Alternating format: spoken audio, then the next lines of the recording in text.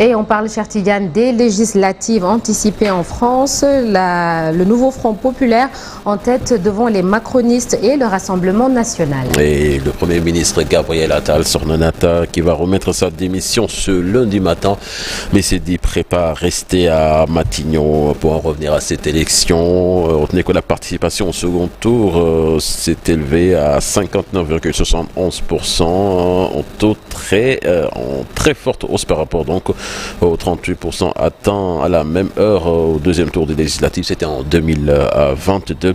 Les Français avaient placé lors du premier tour le Rassemblement national en tête pour ces élections législatives. Le RN et ses alliés donc qui totalisent 32,2% des voix devant l'alliance des partis de gauche, le nouveau Front populaire avec 28% et la coalition présidentielle ensemble qui récoltait que 20% des suffrages. Certainement, nous reviendrons sur ces élections législatives. Nous parlons de la CEDEAO qui craint la désintégration après la création d'une confédération des États sahéliens.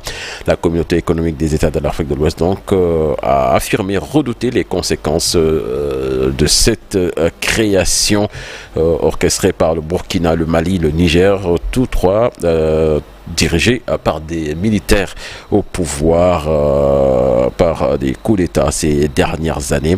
Ces trois pays, rappelons-le, ont annoncé samedi à Niamey la formation de cette confédération des États sahéliens, leur premier sommet organisé comme un défi à la veille de celui de la CEDEAO. Donc on met cette dernière à l'épreuve une nouvelle fois après la décision plus tôt cette année du Mali, du Burkina et du Niger de quitter l'organisation. Mais le président de la commission de la CEDEAO, Omar Ali Touré, a prévenu dimanche que les trois pays risquent l'isolement diplomatique et politique et la perte de millions d'euros d'investissement.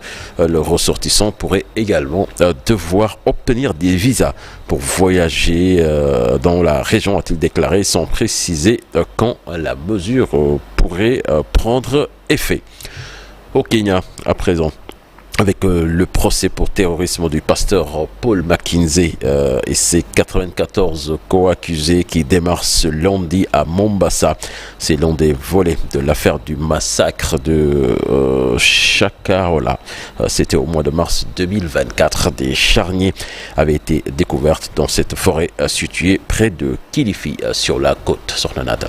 Et retrouvez toute l'actualité internationale dans une vingtaine ou trentaine de minutes, toujours avec cher Tidiane Diao. Alors,